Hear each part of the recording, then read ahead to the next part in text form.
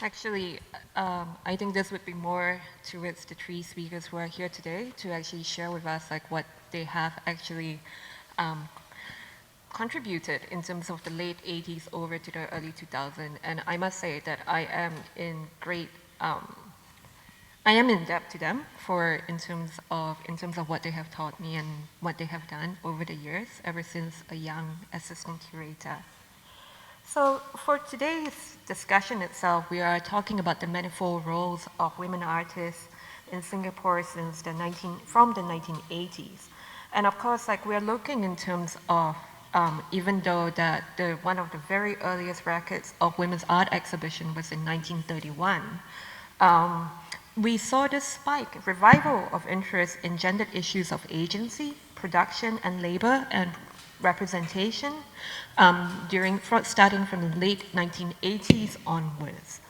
And during this time, we would like to also explore questions about how we look at things of historical significance, artistic significance, and the labor that has gone into all this work from the 1980s to the 2000s, which has compelled, during that time, which has compelled women artists to take on numerous roles on top of their individual artistic practice, and how narratives of contemporary art in Singapore might recognize these less visible forms of labor and collaborative thinking. So I'm inviting all of you to actually have a conversation to actually think about what we consider art, and what goes behind artworks itself from the 1980s to the 2000s, because in many sense, we talk about the lack of representation of women artists, from the collection point of view, from the display point of view, and this is not something that actually arises out of Me Too, but actually has been a very strong prevalent movement that has been going on. And in the course of our research over the last couple of years, I have benefited through many conversations with Amanda, with Susie, and with Dana when we talk about this period per se. And one of the things that I really want to start off with is like the very early mentions of women artists in contemporary art, especially Amanda, when you talked to me, you told me one of the very first self-organized exhibitions that you did before was actually Women and Their Art, Work and Words in 1988 at the Midpoint Gallery.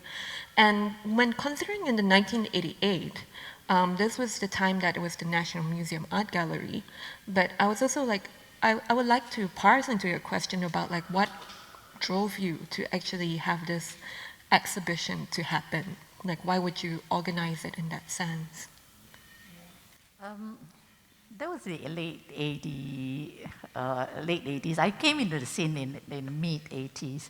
So in late 80s, I was still with LaSalle's because I was on a part-time basis. I think that particular show was not curated, as in all the earlier shows in the 80s. The term curators was still very new to us, at that time. I think it was more like group students who often get together, stay together, talk about stuff, and this particular one was actually organized by a male student who were hanging out with us quite a bit. Yeah, so he was employed as a kind of employee with this gallery. It was a Chinese ink painting gallery. And then one side of it was selling books. So it's a bookstores come gallery space. So he took the opportunity to introduce exhibitions by students. Yeah, so we were the first shows happening there. Yeah, so that was, and coincidentally, it was all the women's students among us. So there were about 4 or 5 of us. So we just showed our works that we had produced at that time. Yeah, so that's how it was. So when we were discussing about the early days, I discovered this. It was totally forgotten. Yeah, so that became the first women's shows that I was participated in. Yeah. But it was a coincidence. But it was a coincidence that it became an all-women show, was it? It was, yeah. So it was also quite interesting in a way that some of the women were at the same time dealing with the bodies and that kind of thing in their painting, So if you recall back, so of course there were abstraction as well, one of the women artists. The thing is that besides me, the rest were all disappeared. So they're not in the scene anymore. Yeah. So that's part of our reality as well, in terms of how women, developing their practice. You're always constantly probably interrupted by your time clock. Yeah, different stages of life as well. Yeah. So I'm also like curious because you talked about this whole instinctual conversations and lending towards the language in your artistic practice, like in terms of the body that you're all gathered together in terms of work and words. And this is also like the same language that's like being written by Susie Cole when we talked about women and their art at the National Museum Art Gallery in 1991. Now, you also shared with me that while the text was written by Susie and it was said that it was curated by Susie, but it was actually organized by you as well. What happened was that in those days, if you were young artist or still studying in La Salle, it's not like today. I mean, students today get to represent Singapore all over the world. So it's quite a different time. In those days, you don't get any opportunity. So it didn't kind of take long for me to realize that if we want to show our work, then we have to take our own initiative and organize our own exhibitions and so on. So with that, it was Catherine Ao Yong, who has been teaching and who has a training in abstraction, came back and teaching in school from Canada. So we often get a chance to talk to each other, and also issues often relates to how women in the art scenes and how can we actually figure out our own space and help each other. So that's how the show came about. Again, at that point in time, we didn't have any concepts of curating a show or something, but more, can we create a space for women to get together? And I didn't even know who are the women artists practicing then, apart from a few tokens that you often hear. Maybe like Siok Tin, Han Saipo, before there were Lin Sin Sin, about second generations. So often names are very, very few. Yeah, and but in my belief, because I was in La Salle and I see lots and lots of women students. So the question is where they are. Who are the people, who are the women artists practicing, and what kind of things are they doing? So I think it was based on that we tried to get, it was by word of mouth, invite people, we know, and then got together. So it was about, I think less than 10 artists.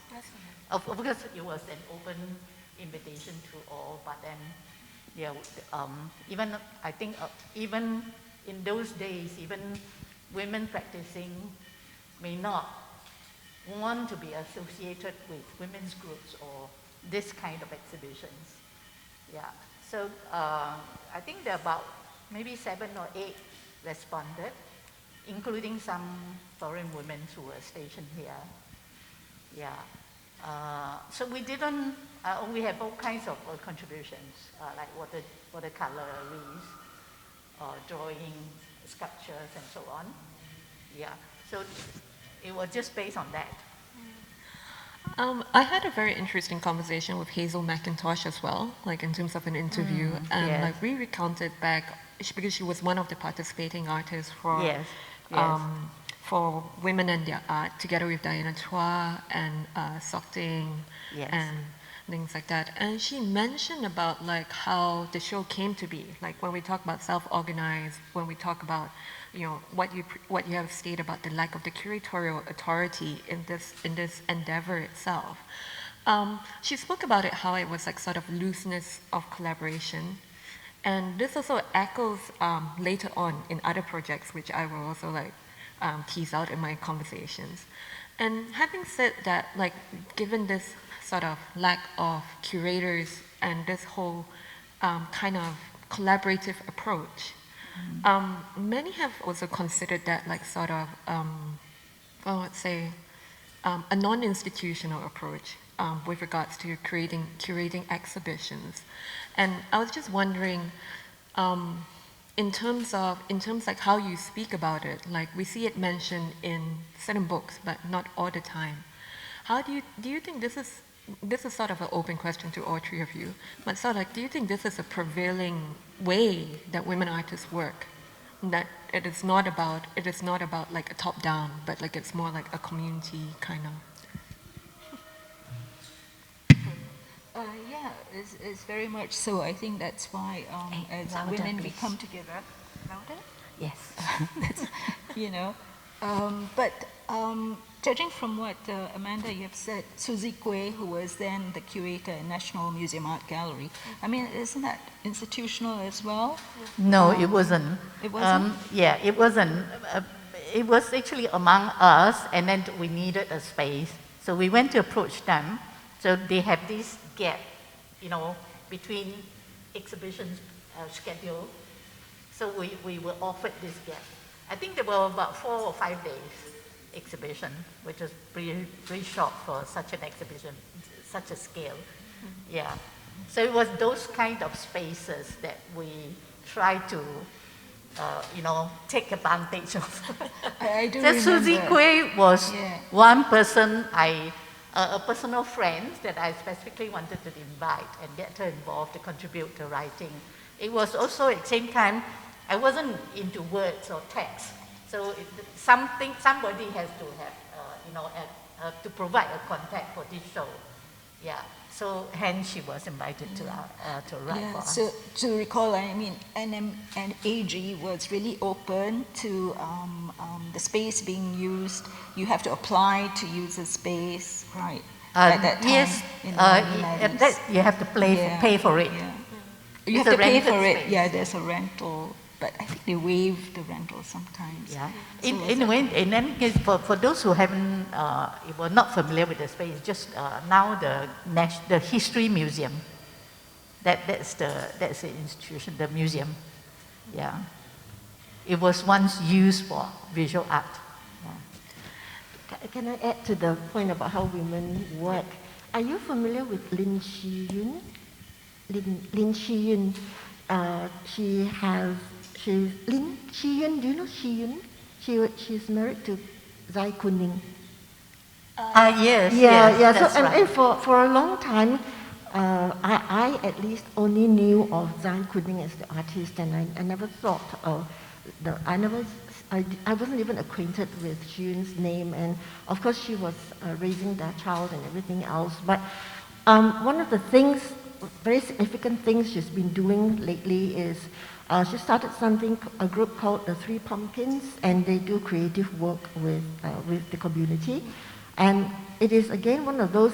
This conversation is making me think of how women have always had to be creative to make their own thing. Like even when when the family fall into hard times, when the government only recognizes the man as the head of the household and the key earner, in reality so many women are making kueh, baking, washing other people's laundry, or looking after other people's kids, giving other kids a drive to the school, etc., just to bring in what is necessary to keep the family alive. And similarly in the arts, it seems to me that women do this. And Xu-yun, on her own initiative, started a little project in one of the underprivileged communities. Rather, they were places with the single room housing, and she started something called Tak Takut, which is that she takes a space and she allows the children in the estate to come in, and she brings in artists to work with these students, with these little children. Yeah, but this also goes back to one of the earlier projects that Amanda did about domestic work together with Twazit Chinchollin and her husband, where you had that's part of the project that you had a prize. The housework project was related to AWARE. Yeah. At that time, I was president, and I think the relationship was because I was president, but I was also a member of WITAS, And then we were thinking of doing something together.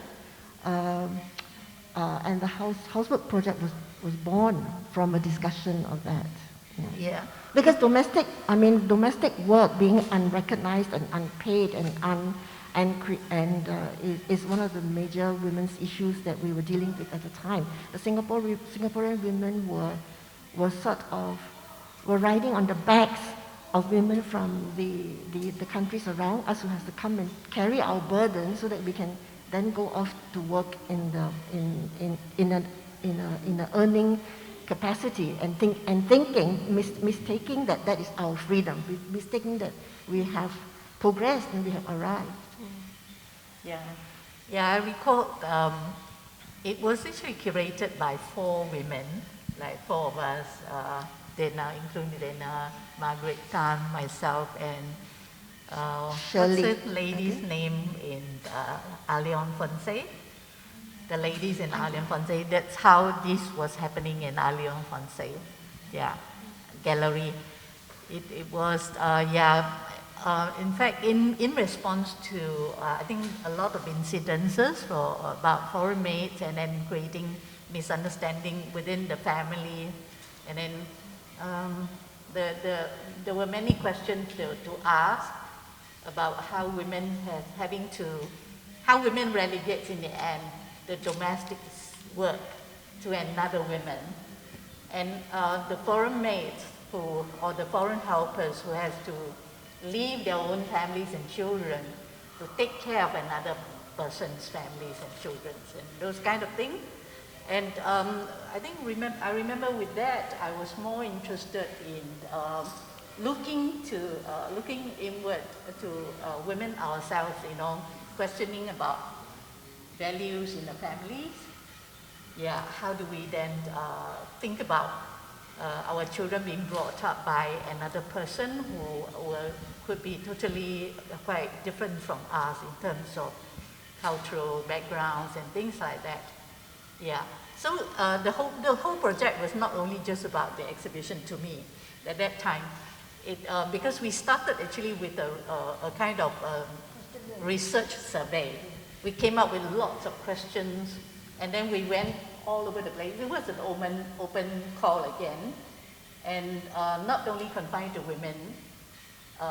There were a few other male participants as well, but all of us would take the responsibility, distribute this questionnaire to interview the people who respond to this questionnaire. And the questions was all about these issues. Yeah, and then based on that, we kind of came out with that. So you could call that as a curatorial direction. So, I think I began to realize that the sense of curatorial, the role of the curators. Yeah. But we were four of us were the organizers, and then the point was to open this to not only just women artists, but families is everybody's responsibility. It's not only just women. Which year was this? Which year? Was it 2003? Or was it 2003. 2003. Yeah. So the whole project was called Real Work. Yeah. So obviously, women that have done so much of work, critical work in the families, but has never been paid. Yeah. Am I wrong? Were there male participants in the show? Sorry? I'm trying to recollect the show. I think I went. How many participants? You were there. I saw you in the picture. Yeah. In the picture. That's how we recollect. We look at photographs. Yeah. I really wanted to say that I think in the 80s was a very interesting time in a way that not only just women's groups, but there are so many other environmentalist groups, the conservations, groups, discussing about what's happening, the dramatic change during the 80s. Remember, there was a time where public forums about Chinatown, public forums about, how do we decide what is the meaningful building to conserve, and all these things. So there were, apart from the gender issues, there were so many other issues, and this kind of activities was a lot going on. Yeah, and of course this has to do with also eventually substation became the space for, or almost a center for this kind of things happen where people meet and discuss, yeah. So those kind of activities were very active in the 80s, and I think we benefited from that time. Yeah. So I also want to bring back a bit because, like, you know, say one of the key moments is also like 80s and the 90s, and we talk about, like, you know, the resurgence of the Renaissance city and so on. But of course, like Susie, there's a very interesting dialogue that we have here about, like, you know, artists, curators, and the positions that they take within the ecology and how it's not always that clear cut. Now, one of the key characters, like, if I'm right, like during the 90s to 2000, and formulating much of some of our key writings as well as Susie, who is a practicing artist, has been a very key part of, like, you know, some of the art exhibitions that we have seen. But another notion about all these women artists exhibitions, they do take place in site-specific areas and locations, not necessarily within the white cube, not emulating the white cube, but taking the specifics of this geographic location. And I think one of the things to come into mind is, of course, like Susie, you were a participating artist of some of the Fifth Passage exhibitions, like Persona 1, Persona 2. And in some ways, you, at that point of time, had also became a writer. By writing, I mean, I've been writing for the Straits Times at that time already, offering reviews, but this is since the late 80s, so it sort of preceded my becoming aware of these activities or these, of being conscious of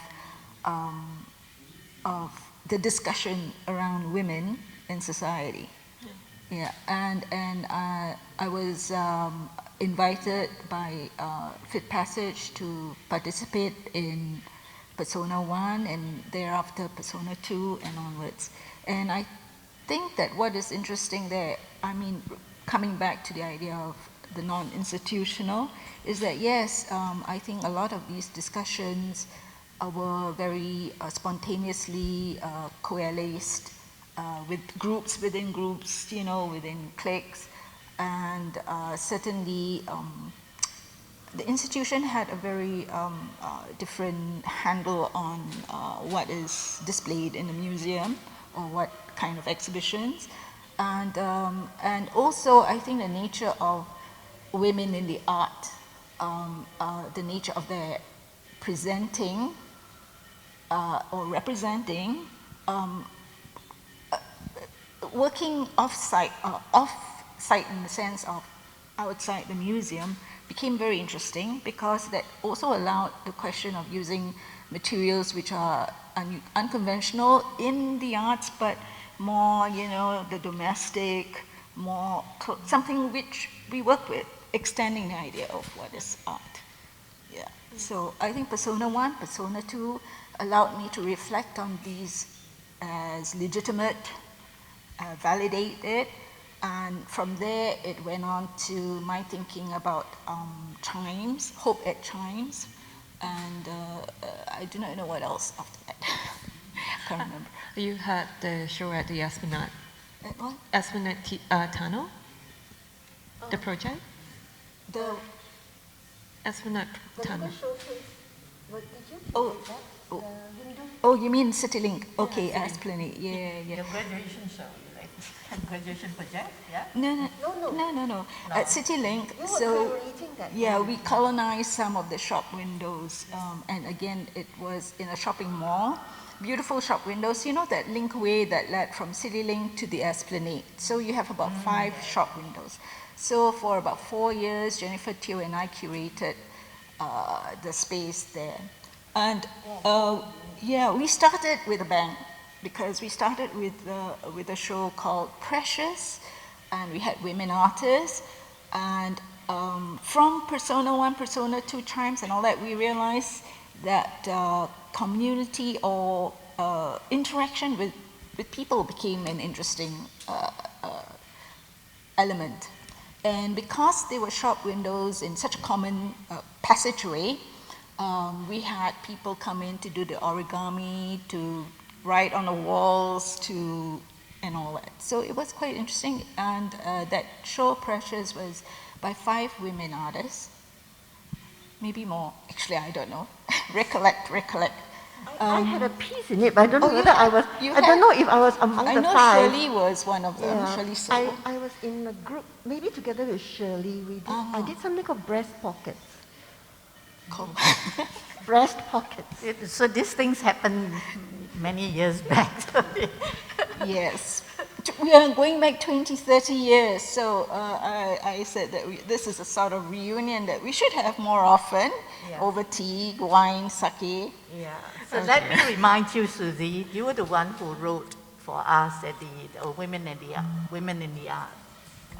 Yeah, I who wrote don't remember. and published in, I think was it Straits Times? Straits Times.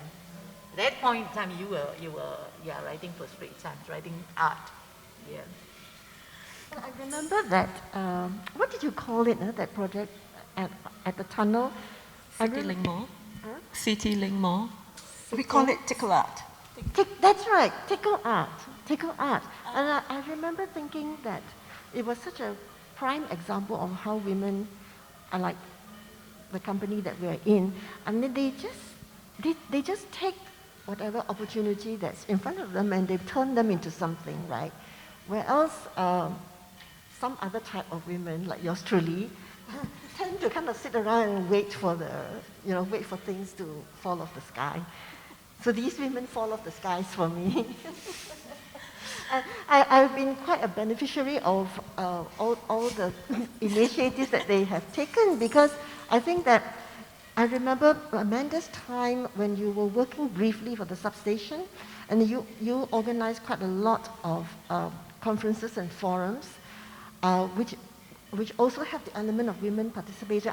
I remember one time they were discussing something about women's work, and I can see Amanda walking at the side because she was working, she was one of the organizers, and these men on the stage were talking about women's art or something, and I kind of raised my hand and said, "Excuse me, Amanda Heng is here, why don't you ask her about it?" And I remember Amanda, who was walking, stopped short and turned and looked at me and smiled. I didn't quite know that was a very significant question at the time. Yeah. I cannot remember when was that and what happened that time. Was it during the when I was with the substation? When you were working there, yeah. Oh, okay. So that must be in 93 or 94 or 95, around that time. So, am I speaking out of turn? Oh, no, it's fine. Did I interrupt anybody? Yeah. No, but what I meant to say was that my own consciousness was raised by a lot of these talks that were organized by the women artists. You know, Amanda had the substation talks. There was the Friday event talks, and then subsequently the formation of Vitas. And which kind of also at about the time when we were talking about the 80s, and what a strange fermenting time it was, and I wonder what the trigger was, because I remember just in the 70s, there were a lot of talks about Singapore being the cultural desert. Do you remember that? We always had these labels being thrown around. That's usually that was what they usually talk about, like the cultural desert, and how like it's a question of tabula rasa, right? What do you build upon the desert and to actually turn it into a tropical Greenland? Yeah, but also like just to bring back a bit also, like sorry for distracting. Susie, one of the projects that we talk about is women artists project Hope at Chimes, and there is also like this question about like how issues of women's body, women's issues are not always that openly accepted. Like they are transgressive in some ways, that became sort of an issue in terms of the readings. And I was just wondering if you could like talk more about what happened at Hope. I wish you wouldn't go there, but yeah. Which year was that? Can you remind us? It is 2000 or 2001. I can't remember. Hope were 2001. Hope was 2015 Oh, to 15 Jan to 17 February. Okay. So what happened was, I think there were 7 of us. I may be inaccurate, and we colonized certain areas in chimes. Today's chimes, and it was actually part of the Singapore Nokia art exhibition. So the proposal was made for the exhibition. Ahmad Mashadi, who was then the curator at SAM, came in to help us set up, or rather, initiate the discussion with Chimes management. And so we began to talk about women and in our perspectives, what values can we bring to this work. So I think what you are referring to is the end of the way it was. The middle way through, you receive a missive from the Chimes organization with regards to the Gate of Hope. Okay. So I'll go there. One of the artists, 2 of the artists, I think Sun Yin and I can't remember the other artist's name, decided to put an installation. It was quite massive. It was life size structures. It looked like a tunnel that you go in, a cloth tunnel, and inside this cloth tunnel they hung swaddles, like a sarong, and they put baby dolls in it. And because it was near the Gate of Hope, I don't know if you know there's a Gate of Hope, and this has a reference to what the convent, Chimes used to be a convent, and it was an orphanage. So we digging up the history of the place, women, single women, or women who needed somewhere to leave their babies would leave it at the Gate of Hope. That's why it's called Gate of Hope. And so we have the swaddles and dolls, and I think the tenants, or a tenant, complained about the work being too scary, I think. Maybe that's the word they use. So the management immediately asked us to take it down. So this was like, I think, a day after it opened. We attempted to create a dialogue, to have a dialogue. We wanted, and even to have dialogue with the tenants, but it was quite peremptory, and it didn't give us any opportunities to persuade them, perhaps face to face, or to talk about the issue. So it was very much that, and it led to sort of a round table discussion among the artists. However, in the artist community, Alvin Tan from the Necessary Stage was very engaged in this discussion as well. So there. Yeah, you have. Yeah. So I remember like some of your writings for that incident as well, like having dug up a bit. And I guess like one of the interesting thing is, I guess was you or one of the organizers actually wrote about compiling a dictionary of terms used to explain the act of censorship. And it's very interesting that all the terms that were used had to do with the nation and the national culture, like things like cultural sensitivity, racially inflammatory, potentially seditious, and even like in some points has potential to incite mass unrest, mass hysteria, mass exodus, migration, and mass orgasm. Did I write all that? I was brilliant without knowing it. And like it's really kind of interesting, like when you look in terms of women issues that's like being lumped under like all these like different banners itself, like it doesn't sit comfortably within one section or what is wrong or what is right with it. And we don't really see the contribution that happens after that, because I think one of the very interesting questions, narratives that we have of contemporary art in Singapore during the 1980s and the 1990s was the internationalization and the biennales that happened. And to bring back to Amanda, like for example, in 1997, you participated in Womanifesto, which was an exchange between you and Praptawan Suwarnakut Varshanaya in Bangkok that came out of an exhibition called Transaction. You eventually brought this network back to SAM in Women About Women in 1998, which you curated a show together with Philip Chia, and also had different artists like Ho Sunin do artworks within the chapel at SAM. And one of the participating artists is Dana, which you wrote about it in terms of a video work that she contributed. Now, Dana, I know you spoke about like how this exhibition was very important in your formulation of how you look towards aware. You know, we keep on asking recurring questions. The states keep asking questions like, you know, what is the use of art? Do we need it? What is important? What contribution? From my personal experience, you know, the most important education in my life has come from art and artists, and AWARE, which is the organization that introduced me to the idea of feminism.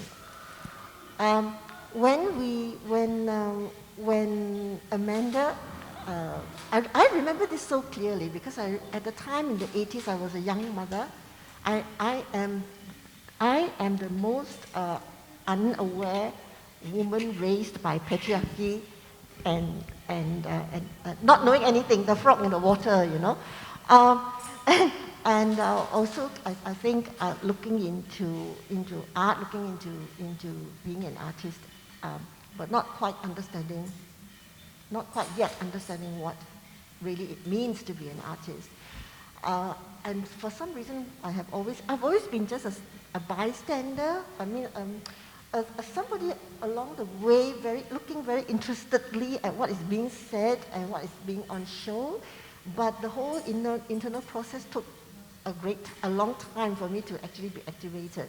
I remember so clearly this call from Amanda to ask if I would take part in this show called Women About Women, and my instinctive response was no, because to me I was thinking it will be the first time I'm going to be showing as an artist. I don't want to be stuck with this very narrow label about women about women, women about women. And at the time, I think there's also this sense that when the women's topics, women's art was kind of in a little bit of a ghetto, that you know the moment you say women's art, you know what it's going to be about, you know there will be menstruation, you know there will be about children, and etc., etc.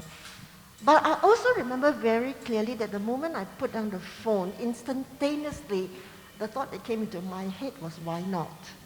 Because aren't you asking, I was at the time asking questions about, but basically because I know that I'm raising 2 children, I was trying to find some way of how am I supposed to raise these children? What kind of people do I want them to be?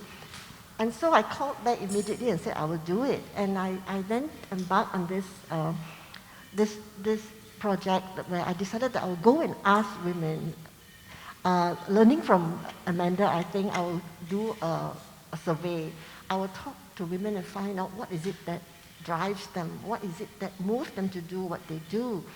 And in the end, I interviewed a range of women. The youngest was 18, the oldest was 80. One of the questions, because I was struggling with it at the time myself, I slipped in a question about feminism. I asked these women what they thought of feminism.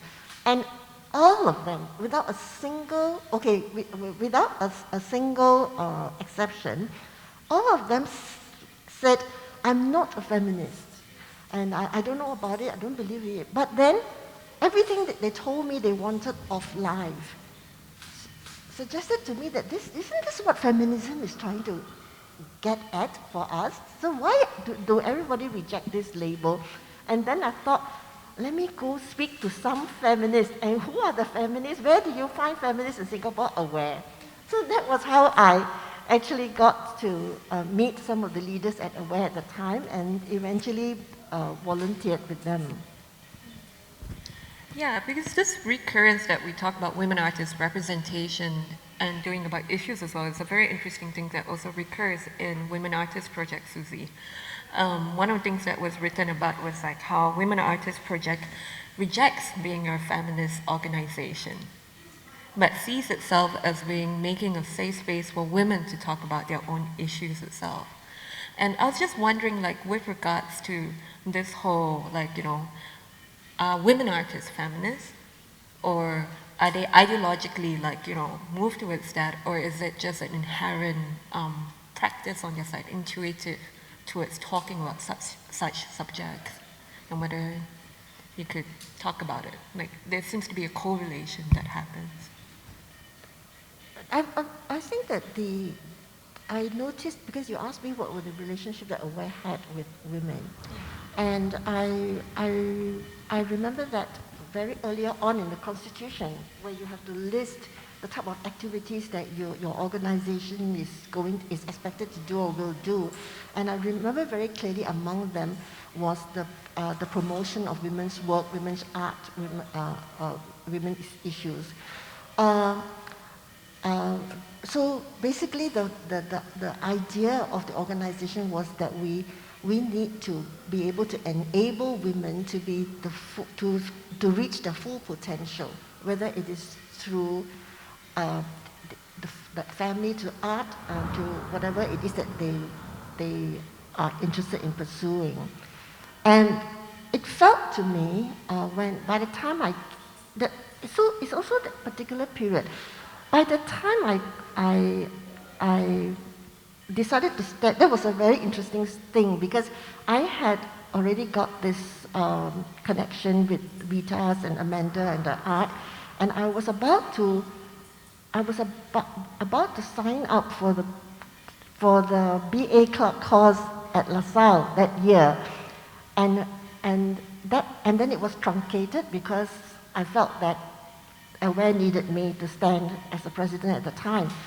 But at that same time at LaSalle, there was a lady called Irina Aristakova, who was teaching the BA course at the time. Which the BA course at the time was a small group, and they were mostly women. Shirley So was there, Margaret Tan was there, and they were having this, and they allowed me into their discussion, even though I was not a student. I had gone to, and besides, when I decided that I was going to stand for election for Aware, at the time, it was a contested election. There was another lady who wanted to stand for re-election, and I was persuaded to stand against her, and I had spoken to my feminist friends at LaSalle, and they all became members, and they all came and voted, and I got in as president of Aware at the same. I shouldn't be very proud of it, because, you know, lately, then in 2009, something else happened at Aware, which was the same thing. But that was how that connection was, and I did notice that there seemed to have been a natural drawing together of the organization and artists. I don't know whether Amanda and Susie, were you aware of the early years of Aware, when we had forums, we had discussions at libraries around, you know, I think the most was at Queenstown Library, and as far as we understand, that was the first time Singapore had like public discussions on women's issues. I don't know if you were aware of those, if you heard those, or if that had like a kind of a two-way. Which year was that? Aware was founded in 1984, 85. 84, 85. 84. 84. 85, they were 85. a form against the Graduate Mothers Act, procreation. Yeah. So, but Yeah. I think it could be part of the activities like I mentioned, you know, during the 80s, all kinds of, you know, public forums was going on in different places and all that. Yeah, that was the time, the exciting time for the 80s and early 90s. Yeah, but coming back to that, my memories about Danas and, you know, and what's happened at La Salle then. Yeah, I think it was interesting. I remember in relating to the Women About Women's project, the reason for inviting Dana was that she has been very keen in what was going on, you know, among the women's. We were discussing, you know, in the art scenes and things like that.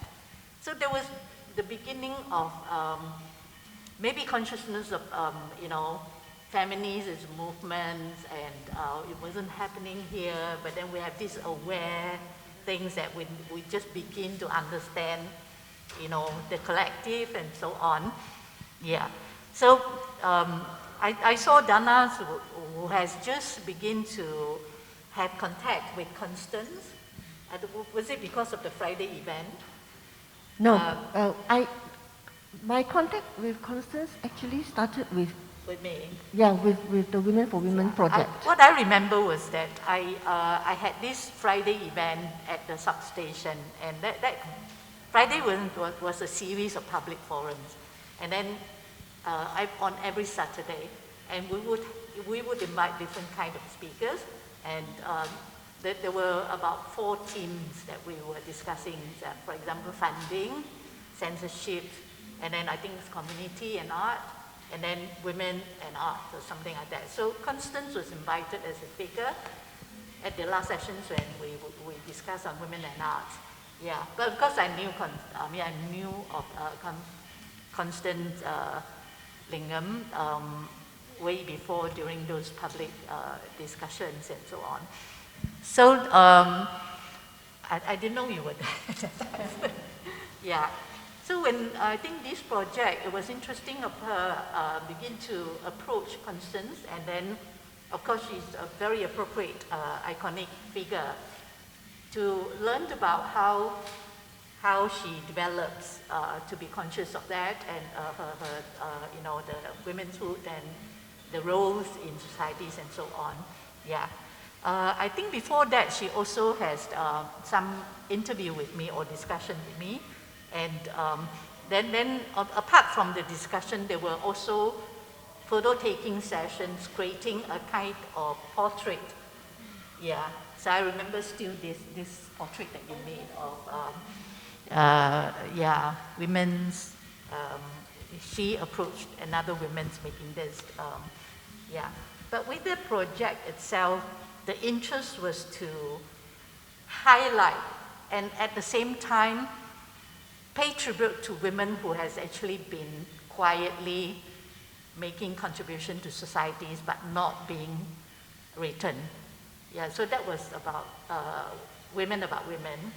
And of course for women artists or writers who approach the other women, there's a constant connection.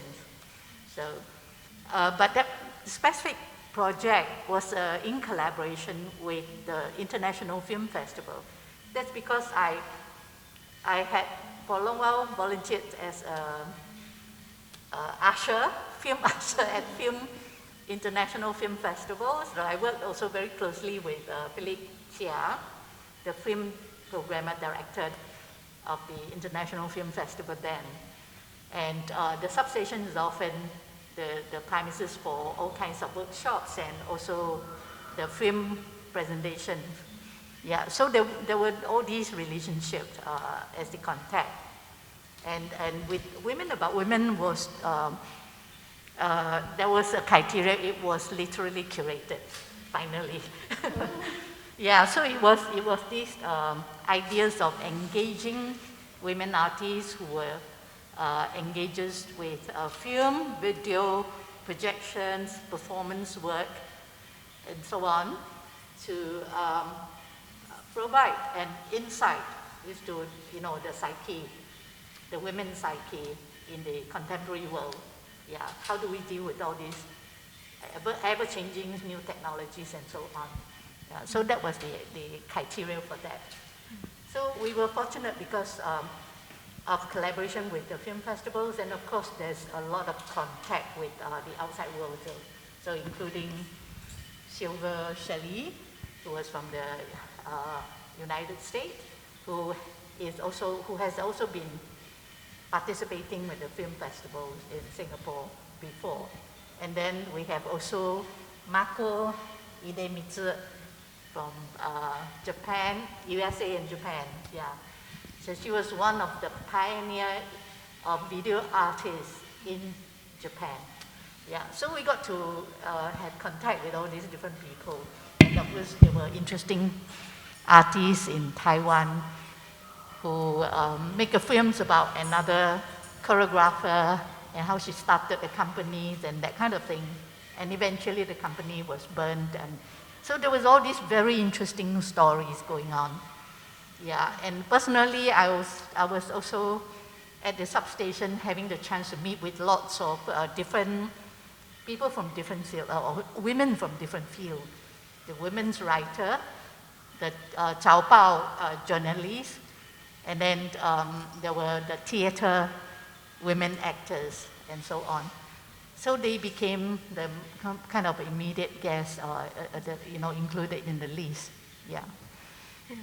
But I'd also like to come back to that because like in the 80s and the 90s, we start seeing this rise of writing about like women artists, like in the press, like Susie, you were writing for the Straits Times in the 90s, and there was also like T.K. Sababati that was also writing on that. And one of the key things that was also highlighted to me when I was like talking to some artists during that time period, like Dominic Hui, and was the question of that women's issues or the idea of feminism was sometimes also used as a way, not used as a way, but a kind of like became a way of conflating issues, representation of lesbian, gay, bisexual, transsexual issues as well. And I know that Dana, you were supposed to be, we come back to this, the substation as a key point is that at one point in 1998, you were going to be, in 2000, you were going to be part of this panel called Gay and Lesbian Within Singapore 21. Oh, was it cancelled? That's why I don't remember it. Yeah, and that was cancelled. Yes. Yeah. Yes. Yeah. And also in 1991, the substation was key in having this line of exhibitions called the New Criteria. One of them, the exhibitions called We Kiss, was an exhibition between Ho Sunin and Dominic Hui. Now we know that at that point of writing in 1991, this was also like conflated with your other exhibition, Amanda, and they were all lumped under the idea of women issues. Rather, but however, Dominic was also, in our recent conversation, she also spoke that she wasn't portraying women's issues, she was talking about lesbianism in some sense, like gender issues per se. And thinking back about that point of time, where do you think like this kind of representation actually lie? Were you aware about the subtleties that happened? I think at that point in the 91 when Women and Their Arts were exhibited, I wasn't really well informed in terms of gender politics. So, and I have to say that, that there is a context, personal context for me in terms of why I become awakened or become aware of my womanhood and self-identity and the roles of women in society and so on, was that because I was caught into this kind of the stage of nation building thing, and then haven't grown up in a Chinese traditional family, so there's obviously the treatment to male, female, members of family is different, that kind of thing. So I have lots of questions about that. I also have lots of questions about why my Chineseness has to be played down, and those kind of things.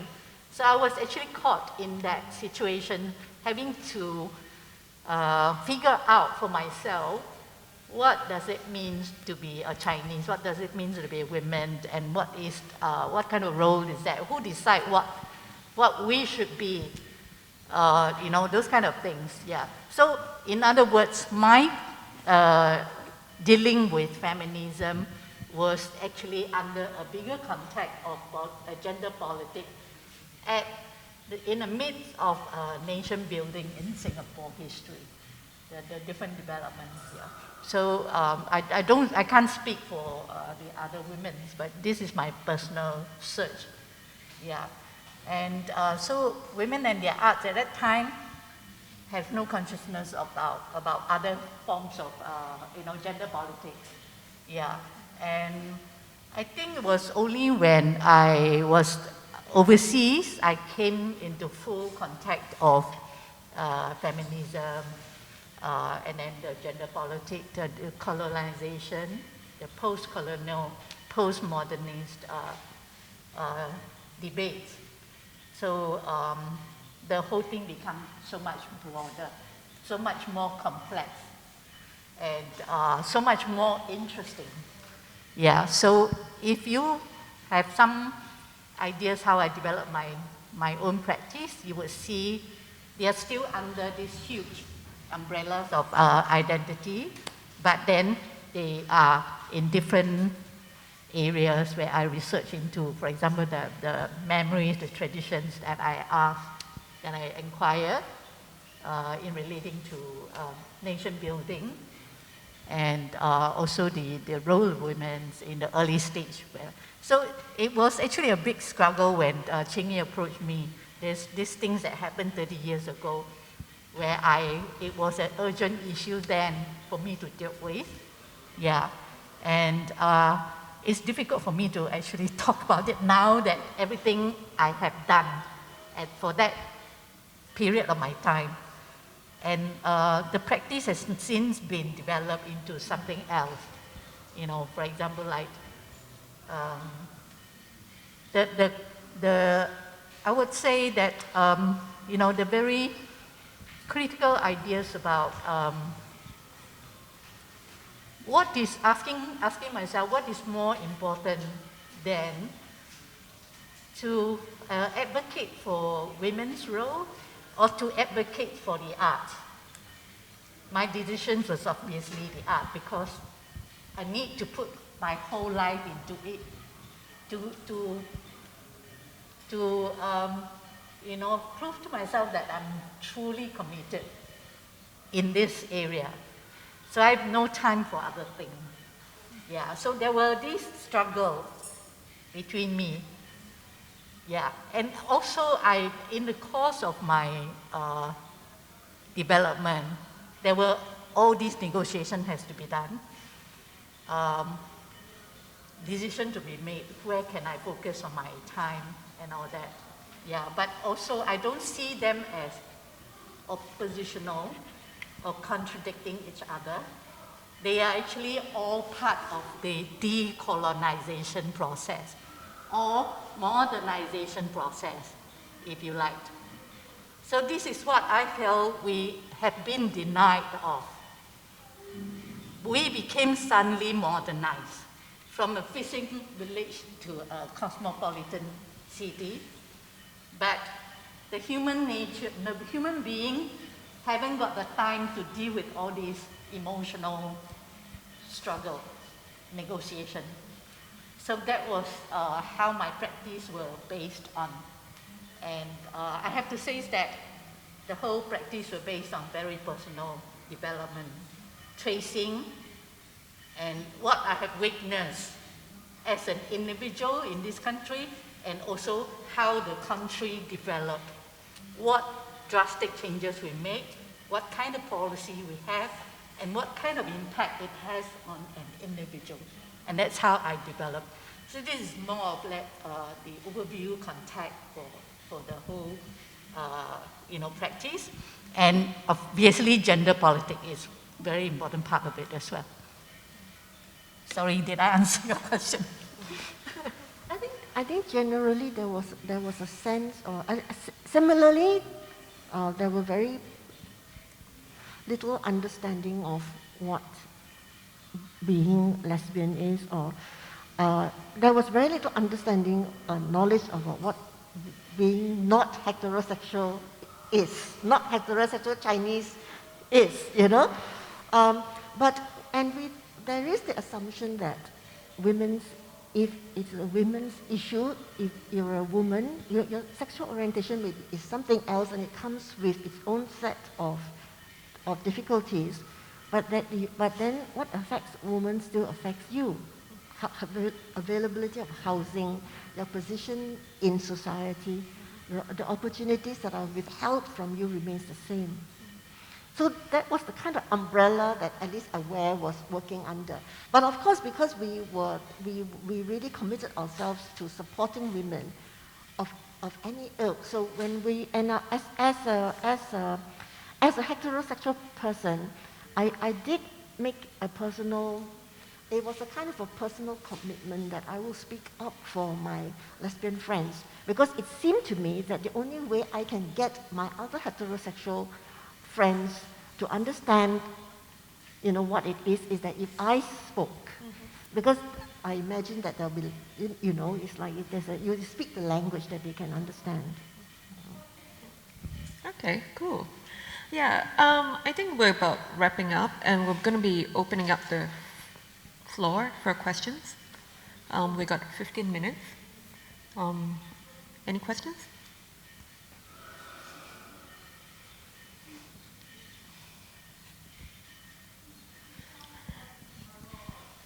Can I share this story?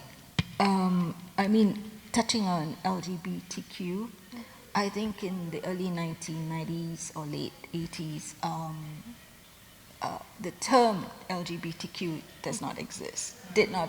So, as Amanda said, we all driven by our own personal issues and struggles and encounters. And I think in the 1990s, we were evaluating what being a woman is. And but this story I'm going to share with you is because in gathering women together, we interact with women. We interact with everyone, and I have to bring this name up, which is Ho Sun Yin. And I remember Ho Sun Yin, yeah. Yes. I remember. I think she was quite a beautiful person in the sense of how did I meet her? I met her at a National Museum Art Gallery, and I had these paintings.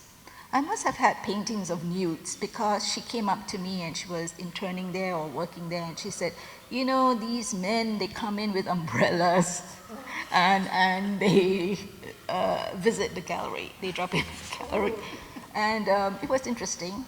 But later on, then she confided in me something that happened. I do not know which exhibition, or performance in which there was nudity, if you remember. And she said that she even overheard and obviously this performance was in within an artist community, and she overheard male artists dissing the woman's body, and she was very disappointed. And then later on, I remember maybe it was phone calls or emails, I can't really recall, but she told me she did all these fantastic drawings. I think Sabapati has one, which is on display somewhere. NUS Museum. Yeah, Yeah. and she did very quickly, and she noted the time. It was like some 1 a.m. in the morning, and she had quite a few of them, and they were beautiful, they were big, and she was looking directly out at us and angry. And how does this relate to LGBTQ? I think it's about the body, the thinking and reflecting on your how you look at the body in some way, and the anger and all that. So I think that was, in a way, for me, a lovely experience and an interaction. Not interaction even. What do you call friends? well, I don't know whether she still considers me because, you know, we Yeah, haven't been in touch for a long time, but Yeah. that's what do you call this kind of meeting of people? Community. A community. Okay, all right. Communing. This kind of communing. I think that reminds me of the exhibitions that happens at the Goethe Institute of Jimmy Ong's body drawing, huge life-size body drawing. Yeah, some images were done like in the context of a toilet or something. Yeah, yeah. I think it was a time where the issue the gay issue became, to be in the open. And obviously, Joseph Ng's follow-up, those kind of things, yeah. Great. I mean, like, thank you so much for your time as well. Like, I just want to like really say, like, this has been a very long conversation with each of you at certain point. Like, I met Susie like way back in actually 2009, 2010 at the Aware EGM, and since then, all this time, Amanda before that, and it has been very fruitful in this kind of discussion because like we don't hear about such happenings, and it usually happens in like very silos narratives, and when we try to weave it together, how do we try to actually move beyond women artists labor as just being like other artists producing artworks, but not really looking in terms of like activism, in terms of organizing, in terms of like creating narratives that happen. Like so much of this kind of literature doesn't really pervade out, like it's instrumentalized in some ways on text. And one of the things that I really want to like open up to the audience here as well, looking in terms of SG3, it's like when we look at artworks itself, like beyond just like singular artifacts, are there other conversations that can occur and that actually happens in the here and now and still are going on. So we got 15 minutes left, as my kind organizers have reminded me, and I was just wondering if like we have any burning questions to speak about or to ask about, like in some ways, like about the art scene in the 1980s, the 1990s, the exhibitions that happened. It's very rare that we have like all three of them together in one. We have someone. Hi. Would you like to have a mic?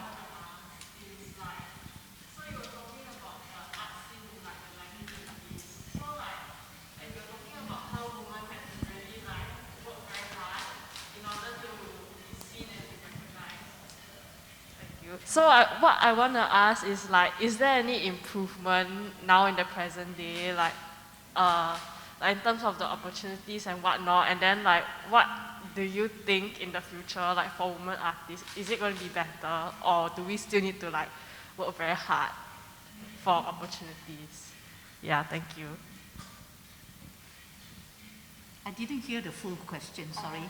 She was asking whether, like, because like all three of you were talking about the 1980s, she's asking about the circumstances now, whether like for women artists we feel that there are better opportunities, better resources for them to use. Do you want to start first? Because I don't work in the institutions that organizes the shows and so forth, so I can't speak authoritatively on the subject, but it does feel generally, right, there is more opportunities for artists or for Singaporean artists there are more platforms to show, there are more opportunities to go abroad.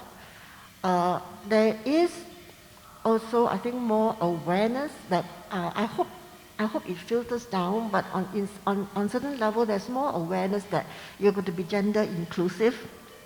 Whether it gets translated into, how long is it going to take to translate into actual policies, active policies?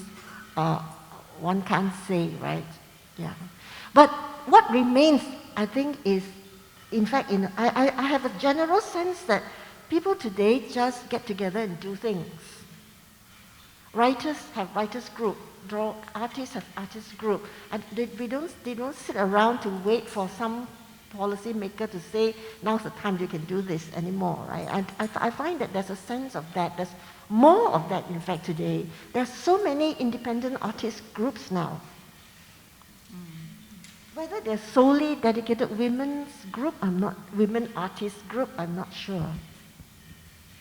Not that I know of. Do you hear, Mani?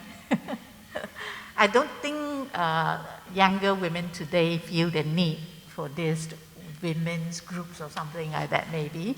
But in my days, when I first started, there was this tendency not to get close because they were too political.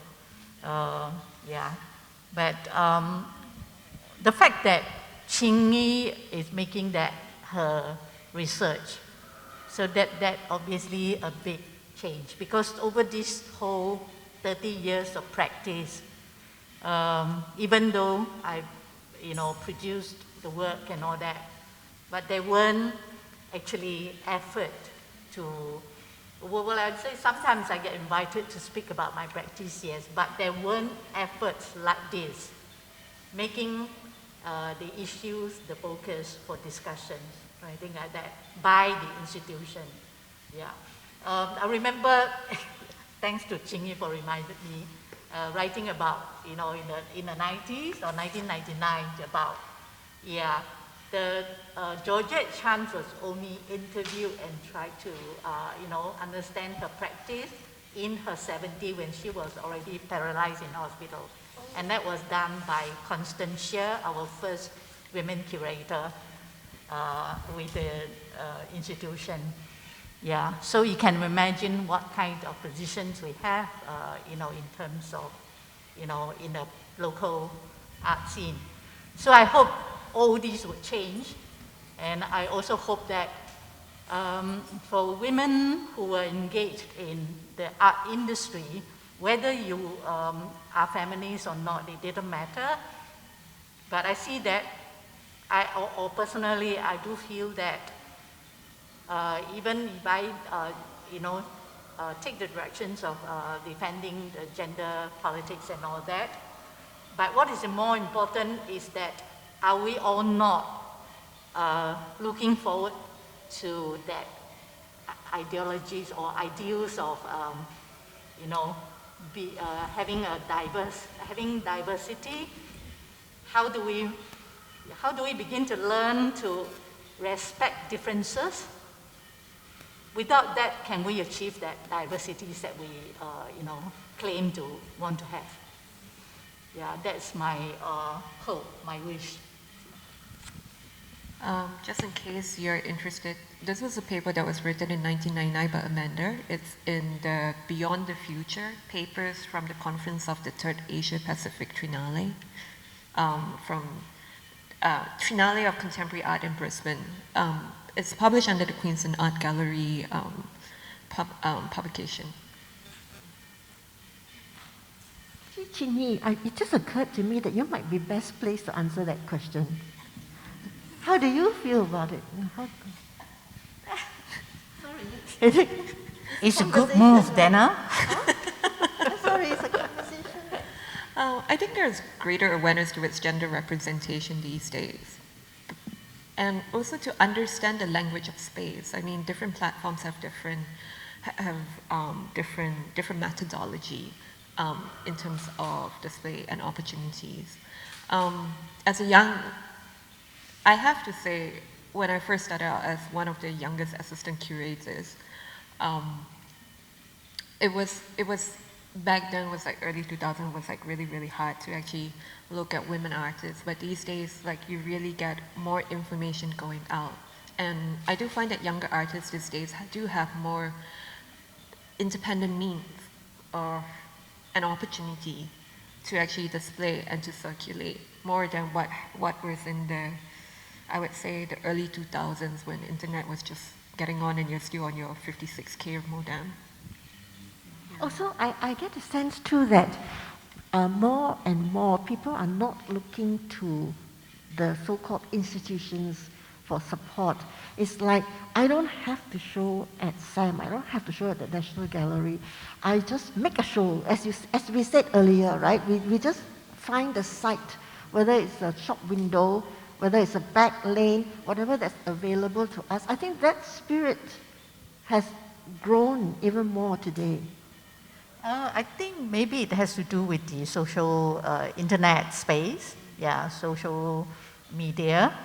Yeah, that makes it easier for people to galvanize, mobilize things. But I'm not quite sure of what you said about not relying on an institution. In fact, just look at the students nowadays, more and more making of art depending on whether we get funding from NAC or not. The kind of self-help spirit in the old days, like when we first started, it's very hard to find now. Yeah, to me, the group dynamics, maybe it's appearing in different ways among the young now, but this depending on funding from the national institution is, to me, problematic. Even with the substation as so-called an independent space. I think that is something that we have to look into ourselves among, in the art communities, and ask ourselves the question. Because in my mind, if art is important for you, whether you have funding or not, you still do it. So if you show it, if whatever spirit you have, that it represents and show through your work, people will come to you, even the national institution. Yeah.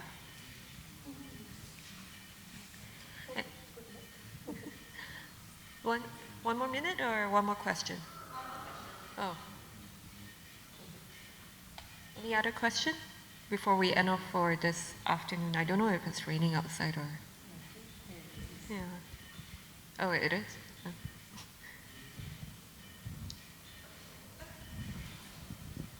Thank you. Thanks, Qinyi, Lana, Susie, and Amanda. I'm Celine. I wanted to ask a question, actually mainly sort of to follow up from this whole discussion about social media as well. So I think times have also slightly changed, and I was just thinking about what you shared about, say for example, and Susie shared about Hope, the project there, and how the concern of that time seemed to come from a certain kind of top-down, more government censorship or censorship as a term. But it seems that as times change, and it didn't take that long as well, interest groups rule in an age of social media, and you also end up having more middle-of-the-road Singaporeans, and not just that so-called politicized minority, sort of speaking up as well, and almost like censoring each other in that sense. So that's one, and the other thing is how communities now also find certain languages to talk about the women's bodies and how we approach certain kinds of trauma that we are receiving now, and the whole Me Too culture and all that. So I think things have accelerated in a different way also in the last couple of years. And I was wondering, for the three of you, how has that also changed your own understanding of bodies? Like women bodies, any kind of bodies in that sense, and has it, for you, does it feel like you need to update yourself in the way that you think about your own practice, or whether or not you have stepped away from that kind of conversations, or I think just generally your own responses to reading about such changes and shifts in the way that people think about women's bodies.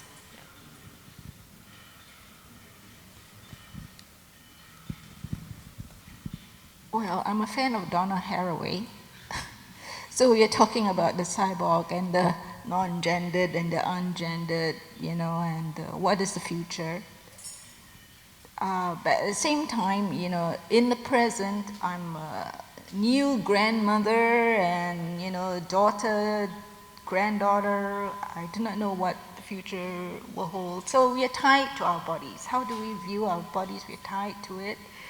And in Singapore in the present time, even today, after 30 years of conflict, it's still very much a patriarchal family situation. Okay, I will only confine my, my experience to the family. So that's the only way I can answer that, I think. Sorry.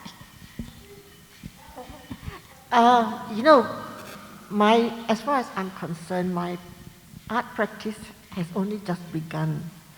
So it's really taken me like, I don't know, 60 years to get here. Because I feel I needed that education. I needed that thing in my head, right? I always wanted to be a creative writer. I wanted to be a painter, but that was it. What is the subject matter? What are my thoughts? What am I thinking? And I'm one of these poor creatures who have taken so many years to just even to decipher what are the thoughts that are authentic to me and not thoughts that I've just kind of taken from around me. So it's my practices and whatever I try to express in my work is about this journey. I don't know how successful I am talking about it, but truly what really kind of drives me to try and talk and make work is to kind of show this process of trying to kind of excavate your own thoughts. Which part of my thought is authentically mine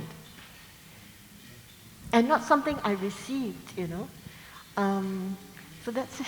That's it. Gosh, yeah. I really automatically want to say none. Yeah, I know. Compelled to say none of our thoughts are ours. Yeah, but still, yes, but still, right? I think that the process of an artist is about trying to get to some kind of understanding, some kind of authenticity. Is this ever search for the authentic something? I try not to call it the authentic self, but the authentic something. So it's like a futile search because nothing is going to be authentic. Maybe, to answer the question about social media and our own work at present, I mean exactly what Dana is saying in a sense, or what we've come to the point of thinking that there is nothing authentic, there's nothing original. I'm working with tropes, so imagine how much we have just consumed all these tropes and become our tropes. And so self-identity, is in question, I think. Yeah. I do see this as an ongoing process. I mean, just look at the Western history. Whatever movement that you might have, you still have Me Too campaign today. So things are still going on. If there's any changes to be made, I think women has to do it by themselves. If you were to rely on others, then don't hope for any surprises. Yeah, because women seem to fail to understand that they have an impact as an individual, if only they take action and really, find their own truth, their own voice, and of course question the norm, question the traditions that imposed on them. Yeah, I think women today can make the change. An individual can make the change. Yeah, they may be small, but things also always come from small steps. Yeah, that's more that optimistic part of me, and that keeps me going. Yeah. Also, in our own context in Singapore, the history has been that every time something goes wrong, women are the ones who are blamed. Like when the government was worried about population numbers of Singaporeans not reproducing ourselves, then straight away they thought, it's because we educated the women. You see, now they all want to go to work. They don't want to get married, because these are statements made by the leaders of the country. So what we what I often remind myself and my friends about is that whatever we gained, whatever freedoms, opportunities we gain for ourselves, we gain from the people the women who fought for us, the women feminists, if you want to reclaim this label, right, who fought for us, is easily taken away.